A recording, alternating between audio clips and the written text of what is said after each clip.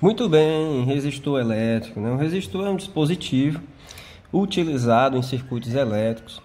Muitas vezes tem a utilidade de aquecer materiais, serve para a gente aplicar em ferros de passar, serve para aplicar em chuveiros elétricos, em aquecedores de água.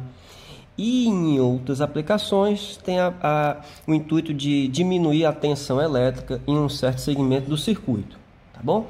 Mas antes que nós vejamos as aplicações de um resistor, nós vamos só entender que o resistor ele tem como finalidade principal, nesse momento, aquecer. E quando ele aquece, ele absorve energia do meu circuito, do meu sistema, e essa energia é então transformada em energia térmica, tá bom? Então, é muito comum calcularmos a corrente elétrica que passa em um resistor como função da sua resistência elétrica, tá? A sua resistência elétrica ela é dada, é um valor nominal, vai estar em ohms ou miliohms, micro-ohms, pode estar também isso, resistores de baixa resistência, e resistores com alta resistências aí da ordem de quilo-ohm, mega-ohm, giga-ohm, tá bom? Então, vamos considerar aqui um resistor, só como exemplo, de 10 quilo-ohms. Significa que eu tenho 10.000 ohms, tá? Então, é muito comum perguntarmos qual a corrente elétrica que passa nesse resistor como função da diferença de potencial que é aplicado nele. Então, a diferença de potencial pode ser aplicada aqui em um resistor, tá? Através do uso de uma bateria ou de um gerador, tá? Esse símbolo aqui que eu estou utilizando é um símbolo de uma fonte de tensão ou de uma bateria. A gente ainda vai ver a parte de geradores, tá? Mas a gente simboliza isso aqui como uma fonte de tensão, no qual o bastão maior é o polo positivo, o menor o polo negativo. Então, isso aqui é a minha fonte, tá? Nesse caso, a minha bateria, tá certo? Ela vai servir de fonte de tensão para o meu circuito e a corrente elétrica vai fluir dentro do resistor. Tudo bem? E qual é a lei que vai relacionar diferença de potencial e corrente elétrica? Exatamente a lei de Ohm. Tá? Vem então a lei de Ohm que mostra a relação de diferença de potencial e corrente elétrica. Primeira lei de Ohm. Certo? Primeira lei. Tá? Vamos colocar assim. Primeira lei de Ohm. Caso eu queira encontrar o valor dessa resistência como função das dimensões, ou seja, do comprimento do condutor, da área da seção, a gente sabe que a resistência ela depende da resistividade, do comprimento e da área. Essa segunda relação vimos na aula anterior e nós chamamos de segunda lei de Ohm. Muito bem. Então, como eu adiantei para vocês, boa parte da aplicação dos resistores serve como fonte de aquecimento. E isso vai gerar um consumo de energia, tá? Energia, por sua vez, vai estar relacionada com a potência do resistor. Então, vamos entender o que é essa potência. De modo geral, essa potência elétrica, ela vai servir para nós entendermos tanto os resistores quanto a potência de outros dispositivos. E aí a equação da potência, em casos gerais, potência, nós já mostramos essa relação, que potência é diferença de potencial vezes a corrente. Lembrem-se dessa equação, tá bom? E ela vale para o caso de um resistor ou para o caso de um condutor de modo geral ou um outro dispositivo. Então, vamos considerar um dispositivo que esteja submetido a uma diferença de potencial.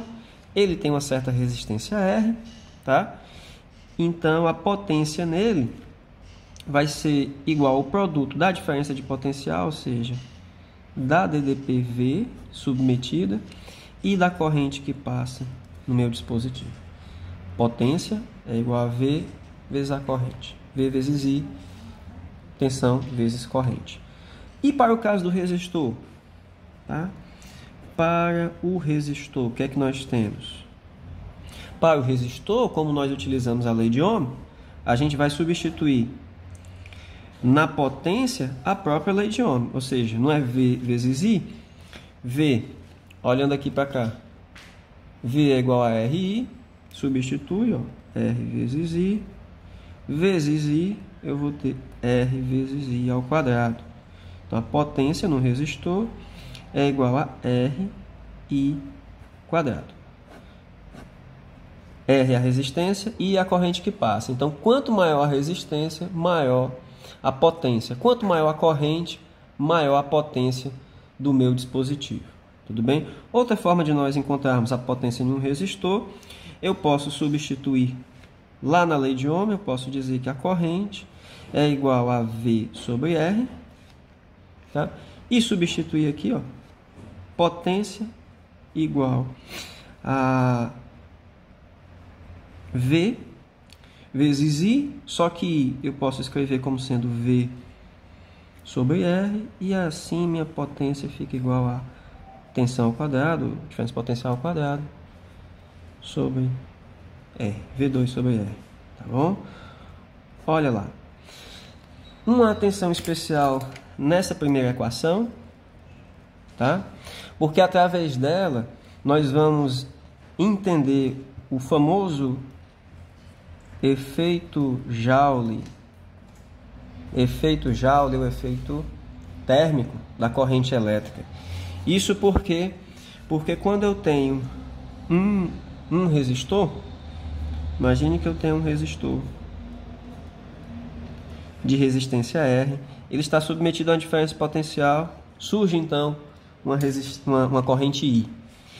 Esse resistor ele irá aquecer e emitir calor, tá? Vai emitir, cortou aqui, calor. Esse calor, né, a gente sabe que a medida de calor é igual a massa vezes o calor específico, vezes a variação de temperatura, né? Isso aqui é a quantidade de calor. Muito bem. Eita, que a letra está ruim. Quantidade de calor. Tá? Então, quando um resistor é submetido a uma diferença potencial surgindo a corrente elétrica, essa corrente elétrica vai gerar aquecimento. Tá? Isso porque a potência elétrica está relacionada com a corrente. O efeito Joule é o efeito em que todo material no qual é submetido a uma corrente elétrica, esse material aquece. E esse aquecimento é o que é chamado de efeito Joule. Então, se for uma pergunta do Enem, o que é efeito Joule? O efeito Joule é o aquecimento de qualquer dispositivo pela passagem de corrente. Beleza? Muito bem. A potência, moçada, a potência elétrica, ela, se nós lembrarmos, está relacionada com a energia elétrica, diretamente relacionada. Tá? Por isso que tem um aquecimento, por isso que o material absorve energia.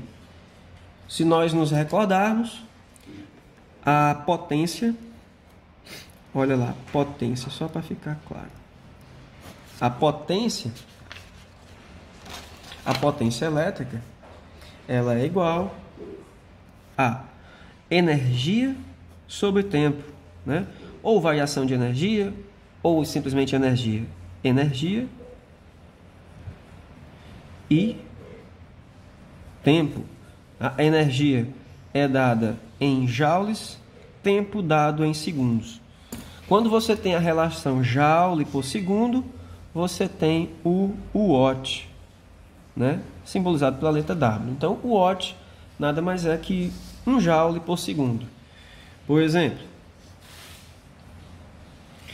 uma lâmpada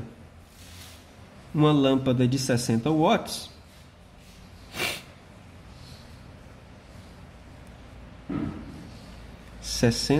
watts, significa que ela consome 60 joules de energia a cada segundo, tá? Então, uma lâmpada de 60 watts consome 60 joules por segundo.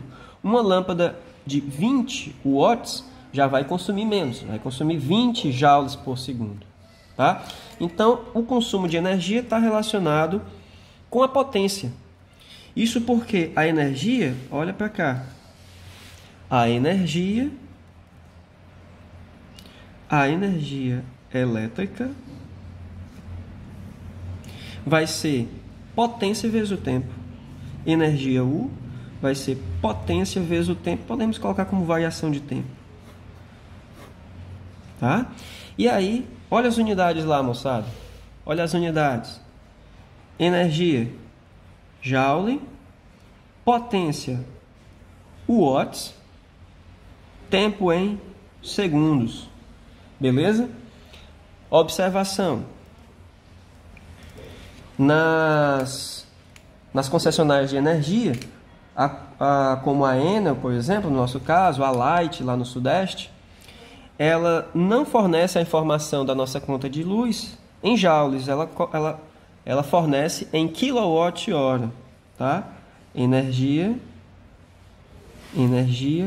em quilowatt-hora, tá bom? Energia em quilowatt-hora. E aí como que a gente converte quilowatt para joule ou joule para quilowatt?